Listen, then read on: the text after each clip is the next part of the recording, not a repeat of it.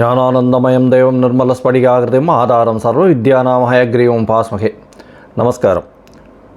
நேயர்கள் அனைவருக்கும் astro KS ஐயங்காரின் பணிவான நமஸ்காரங்கள். வார பலன் 29/1/2024 4/2/2024 வரை உண்டான வாரத்திற்கு என்னென்ன பலன்கள்னு பார்க்கலாம். முதல்ல இந்த வாரத்தினுடைய கோல்சாரம் என்ன அப்படின்றத பார்ப்போம்.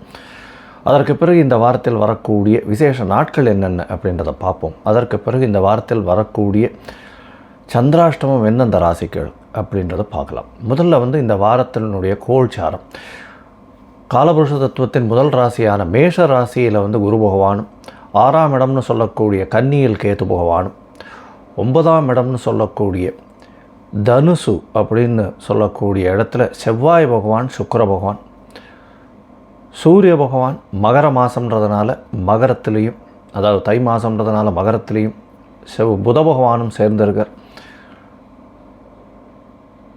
கும்பத்தில் சனி பகவானும், மீனத்தில் ராகு பகவானும் இருக்கா. இந்த வாரத்தில் இதுதான் கிரகச்சாரம், எந்த ஒரு மாற்றங்களும் இல்லை. இந்த வாரத்தில் சந்திர பகவான் அதிவேகமாக செல்லக்கூடியவர்.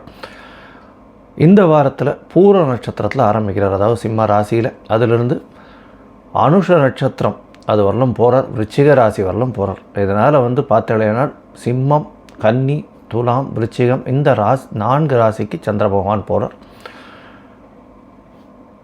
இந்த வாரத்தில் வரக்கூடிய விசேஷ நாட்கள் அப்படின்னு பார்த்தீங்கன்னா, இந்த வாரம் 29ஆம் தேதி ஆரம்பிக்கும் பொழுதே சதுர்த்தி, சங்கடஹர சதுர்த்தி, அதாவது கிருஷ்ணபக்ஷ சதுர்த்தியாக வருது. ஏன்னா பௌர்ணமிக்கு அடுத்த 4ஆவது நாள் வர்றது கிருஷ்ணபக்ஷ சதுர்த்தி, 4ஆவது நாள். அதனால் விநாயகரை வழிபடுவது சாலச் சிறந்தது, மிகவும் ஏற்றமானது. ஒரு 9 பிரதட்சணம் பண்ணிவிட்டு ஒரு 9 தோப்புகரணம் போட்டு ஒரே ஒரு தேங்காய் உடைச்சிட்டு வாங்க. எல்லா விதமான விக்னம்னு சொல்லக்கூடிய தடைகள் எல்லாமே விலகி செல்லும்.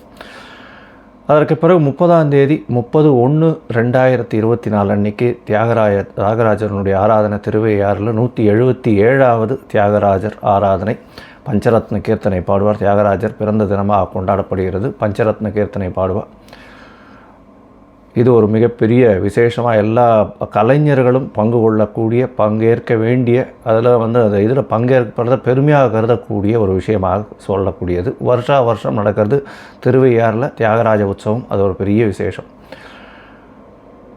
இந்த வாரம் பார்த்தீங்கன்னா 2ஆம் தேதி அஷ்டகா, 3ஆம் தேதி அன்வஷ்டகா அப்படின்னு போட்டிருக்கும். அஷ்டகா அன்வஷ்டகா அப்படின்னா ஒரு வருஷத்துக்கு 96 நாட்கள் தர்ப்பணம் பண்ணணும்னு இருக்குது. அதில் 12 நாட்கள் அமாவாசை, 12 அதாவது 12 நாட்கள் மாதப்பிறப்பு, இந்த மாதிரி 96 நாட்கள் இருக்குது. அதில் அஷ்டகா அன்வஷ்டகா அப்படின்றது சப்தமி, நவமி, அஷ்டமி இந்த 3 நாட்கள், மார்கழி, தை, மாசி, பங்குனி இந்த 4 மாதத்தில் வரக்கூடிய கிருஷ்ணபக்ஷ அஷ்டமி, சப்தமி, நவமி இந்த 3 நாட்களும் பண்ணக்கூடியது.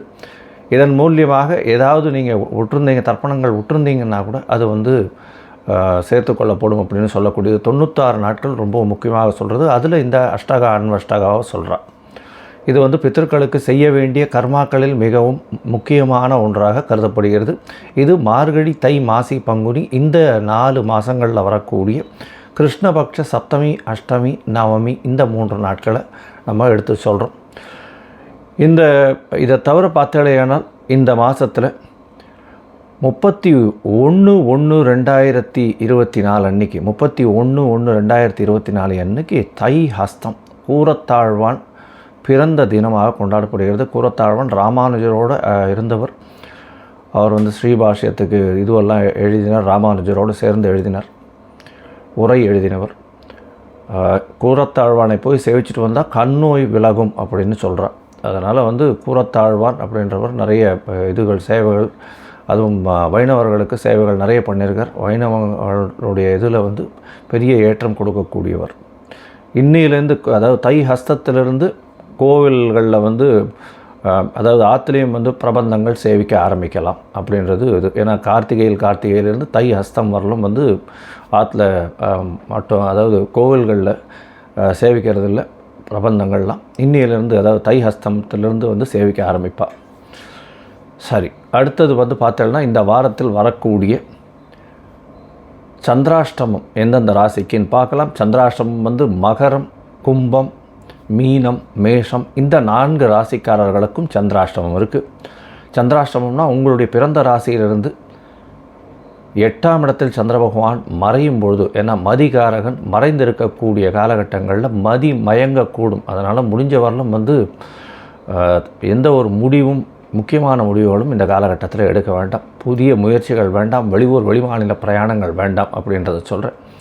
ஒருவேளை பண்ண வேண்டிய கட்டாயம் நிர்பந்தம் இருந்ததே ஆனால் நீங்கள் சந்திர பகவானுக்கு உண்டான எளிய பரிகாரம் அப்படின்னு சொல்லக்கூடிய ஒரு 1/2 டம்ளர் பசும்பால் அருகில் இருக்கக்கூடிய சிவன் கோவில்லையோ, இப்போ சதுர்த்தி வேறு வருது, விநாயகர் கோவில்லையோ கொண்டு போய் கொடுத்துட்டு வர்றதன் மூலியமாக சந்திராஷ்டமத்தின் தாக்கம் நிச்சயமாக குறையும் அப்படின்றத சொல்கிறோம். சரி, இந்த வாரம் மேஷம் முதல் மீனம் வரை, அதாவது 29/1/2024 4/2/2024 வரலும் உண்டான நாட்களில் எப்படி இருக்குன்றதை பார்ப்போம். அதுக்கு முன்னாடி என்னுடைய மொபைல் நம்பர் ஸ்க்ரால் ஆகிட்டுருக்கு. உங்களுக்கு அஸ்ட்ராலாஜிக்கல் கன்சல்ட் தேவைப்பட்டதுன்னா எனக்கு ஃபோன் பண்ணுங்க. உங்களுடைய பிறந்த தேதி, நேரம், அதை தவிர பிறந்த இடம் கொடுத்தீங்களேனா உங்களுடைய ஜாதகத்தை போட்டு சந்தி வருதா, அதாவது ராசி சந்தியா, நட்சத்திர சந்தி, பாத சந்தி ஏதாவது இருக்கா அப்படின்றத பார்த்து அதற்கேற்றாற் போல் உங்களுடைய ஜாதகத்தை கணித்து அதற்கு பிறகு உங்களுடைய ஜாதகத்தில் இப்பொழுது நடக்கக்கூடிய தசாபுக்தி அந்தரம் சூக்ஷ்மத்தை பார்த்து இப்பொழுது இருக்கக்கூடிய இந்த கோல்சாரத்தையும் வைத்து எந்த பலன்கள் உங்களுக்கு நல்லபடியாக இருக்குது, இப்போ இருக்கக்கூடிய பலன்கள் எப்படி இருக்குன்றதையும் பார்த்து உங்களுக்கு உண்டான எளிய பரிகாரங்கள் என்ன அப்படின்றதையும் சொல்கிறேன். சரி, இப்போ மேஷம் முதல் மீனம் வரை பார்க்கலாம். கன்னி, உத்தரம், ஹஸ்தம், சித்திரை இந்த 3 நட்சத்திரம் 9 பாதங்கள் கொண்ட ராசியானது கன்னியா ராசி. கன்னியா ராசியில் இந்த வாரத்தில் கேது பகவான் இருக்கார். கேது பகவான் உடல் நலத்தில் சற்று கவனமாக இருக்கிறது ரொம்பவும் நல்லது. உங்களுடைய மனசில் கொஞ்சம் கிளேசங்கள் இருக்கக்கூடிய காலகட்டம். ஏன்னா ராசியிலேயே கேது பகவான் இருக்கிறதுனால ஒரு பதட்டமும் பயமும் வரக்கூடிய காலகட்டமாக இருக்கும். கவலைப்பட தேவையில்லை, பொறுமையாக இருங்க. எல்லா விஷயங்களும் நல்லபடியாக சார்ட் அவுட் ஆகும். ஏன்னா கன்னியா ராசிக்காரர்களுக்கு இது நடக்குமா நடக்காதான்னு ஒரு மனசில் கிளேசம் இருந்துகிட்டே இருக்கும். கேது பகவானுடைய சஞ்சாரத்தினால பொறுமையாக இருக்கிறது நல்ல ஒரு வெற்றியை கொடுக்கும். உங்களுடைய ராசிக்கு பார்த்தோம்னா இந்த வாரத்தில் ராசிக்கு 2ஆம் அதிபதி 4ஆம் இடத்துல இருக்கிறதும், ராசிக்கு 2ஆம் இடத்தை குரு பார்க்குறதும் பெரிய ஏற்றம். 2-12 குரு பார்க்குறதுனால உங்களுக்கு வெளிநாடு வெளியூர் போகக்கூடிய வாய்ப்புகள், ஷார்ட் ட்ரிப் போகக்கூடிய வாய்ப்புகள் நிச்சயமாக உண்டு. பணவரவிற்கு பஞ்சம் இருக்காது. எடுத்த காரியங்கள் அனைத்தும் முடியக்கூடிய காலகட்டமாக இந்த வாரம் அமைய போகிறது. இந்த வாரத்தில் பார்த்தோம்னா உங்களுடைய ராசிக்கு 5ஆம் இடத்துல 12ஆம் அதிபதி நிற்கிறதுனால கண்டிப்பாக சிறு சிறு செலவுகள் குழந்தைகள் மூலியமாக ஏற்படும். ராசிக்கு 4ஆம் இடத்தில் சுக்கிர பகவானும் செவ்வாய் பகவானும் இருக்கிறதும், பரிவர்த்தனை யோகத்தில் 4ஆம் அதிபதி இருக்கிறதுனால தாயின் உடல்நிலையில் நல்ல ஒரு ஏற்றம் இருக்கும். மறைந்த இடத்திலிருந்து திடீர் பண வரவு வரும். தாயின் சொத்துக்கள் வரக்கூடிய வாய்ப்புகள் நிச்சயமாக உண்டு. உங்களுடைய ராசிக்கு 6ஆம் இடத்துல சனி பகவான் இருக்கிறதுனால எல்லா விதமான வெற்றிகளும் வரும். எதிரிகள் அற்ற நிலை இருக்கும். எந்த ஒரு விஷயத்திலும் நீங்கள் பிடிச்ச விஷயத்தை நிச்சயமாக நிறைவேற்றி காட்டக்கூடிய காலகட்டமாக இந்த வாரம் அமைகிறது. இந்த வாரத்தில் உங்களுடைய சமசப்தமத்தில் ராகு பகவான் இருக்கிறதுனால எதிர் பாலினத்தவர் மூலியமாகவும் சரி, அதாவது மாற்று மதத்தினர் மூலியமாக உங்களுக்கு ஒரு நல்ல ஏற்றம் கிடைக்கும். வெளிநாட்டவர் மூலியமாக நல்ல ஒரு ஏற்றம் கிடைக்கக்கூடிய காலகட்டமாக இந்த வாரம் அமையிறது.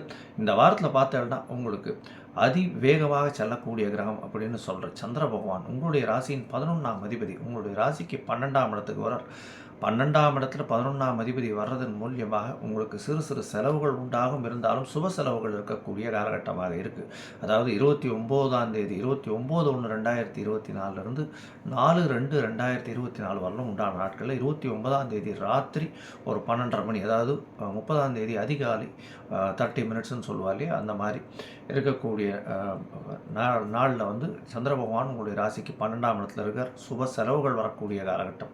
உங்களுடைய ராசியிலேயே சந்திரன் அமர்றார். எப்படி 30ஆம் தேதி அதிகாலை ஒரு 30 மினிட்ஸ்லேருந்து 1ஆம் தேதி மதியம் ஒரு 11:30 மணி வரலும் இருக்கார். இந்த காலகட்டத்தில் உங்களுக்கு எல்லா விதமான சௌக்கியங்களும் வரும். நீங்கள் நினைத்த காரியங்கள் நடக்கக்கூடிய வாய்ப்புகள் நிச்சயமாக உண்டு. உங்களுடைய அதாவது லாபஸ்தானத்தின் அதிபதி உங்களுடைய ராசியிலே உட்கார்றதுனால எந்த ஒரு விஷயத்திலையும் லாபம் அடையக்கூடிய வாய்ப்புகள், தொழிலில் பெரிய ஏற்றம் கிடைக்கக்கூடிய வாய்ப்புகள் நிச்சயமாக உண்டு.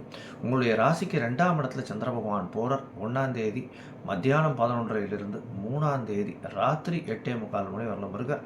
இந்த காலகட்டத்தில் குரு சந்திர யோகம் வருது. குரு சந்திர யோகம் வர்றது ஒரு பெரிய ஏற்றத்தின் மூலியமாக பணவரவிற்கு பஞ்சம் இருக்காது. 11ஆம் அதிபதி 2ஆம் இடத்துல இருக்கிறதுனால நினைத்த பொருள் கிடைக்கக்கூடிய வாய்ப்புகள் உண்டு. நினைத்ததை சாதிக்கக்கூடிய வாய்ப்புகள் உண்டு. அதுவும் ஐடி இண்டஸ்ட்ரியில் இருக்கிறவர்களுக்கெல்லாம் நல்ல பெரிய வெற்றி கிடைக்கக்கூடிய காலகட்டம். ஷார்ட் ட்ரிப் வெளிநாடு வெளியூர் போகக்கூடிய காலகட்டமாக இருக்கும். எல்லா விதமான இந்த ஆப் மேனேஜ்மெண்ட், அதை தவிர ப்ராஜெக்ட்ஸ், இது எல்லாமே கிடைக்கக்கூடிய காலகட்டமாக இருக்கும். எல்லா விஷயத்திலையும் வெற்றி பெறக்கூடிய வாய்ப்புகள், நினைத்த காரியங்கள் நினைத்த நேரத்தில் நடக்கக்கூடிய காலகட்டங்களாக கன்னியாராசிக்கு அமையிறது. இந்த கன்னியாராசிக்காரர்களுக்கு 3ஆம் இடத்துல சந்திர பகவான் போகிறார். சந்திர பகவான் 3ஆம் தேதி மத்தியானம் சாயந்தரம் 8:30 மணியிலிருந்து 6ஆம் தேதி அதிகாலை 3 மணி வரலும் சந்திர பகவான் 3ஆம் இடத்துல இருக்கார்.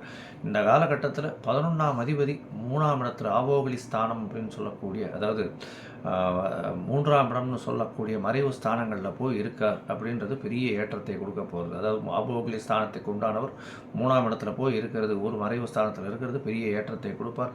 மறைந்த இடத்துலேருந்து பணம் வரும்.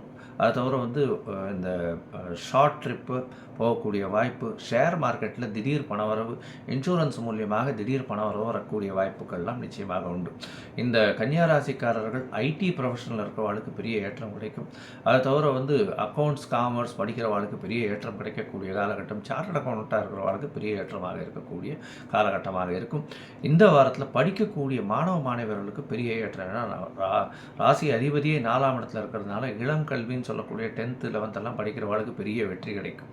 நீங்கள் நினைக்கக்கூடிய காரியங்கள் அனைத்துமே நடக்கக்கூடிய காலகட்டமாக அமைகிறது. நீங்கள் அருகில் இருக்கக்கூடிய ஹயக்ரீவ பெருமாள் போய் சேவிச்சுட்டு வாங்க. செட்டி புண்ணியத்தில் போய் ஹயக்ரீவர் போய் சேவிச்சுட்டு வர்றதன் மூலியமாக உங்களுக்கு ஒரு பெரிய ஏற்றம் கிடைக்கக்கூடிய வாரமாக இந்த வாரம் அமைகிறது. லோகா சமஸ்தா சுகினோ பவந்து.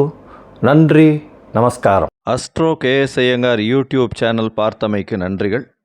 மேலும் இது போன்ற ஆன்மீக ஜோதிஷ தகவல்கள் உங்களை அடைய Astro KS Iyengar YouTube channel subscribe செய்யவும், பெல் ஐக்கானை மறக்காமல் அழுத்தவும்.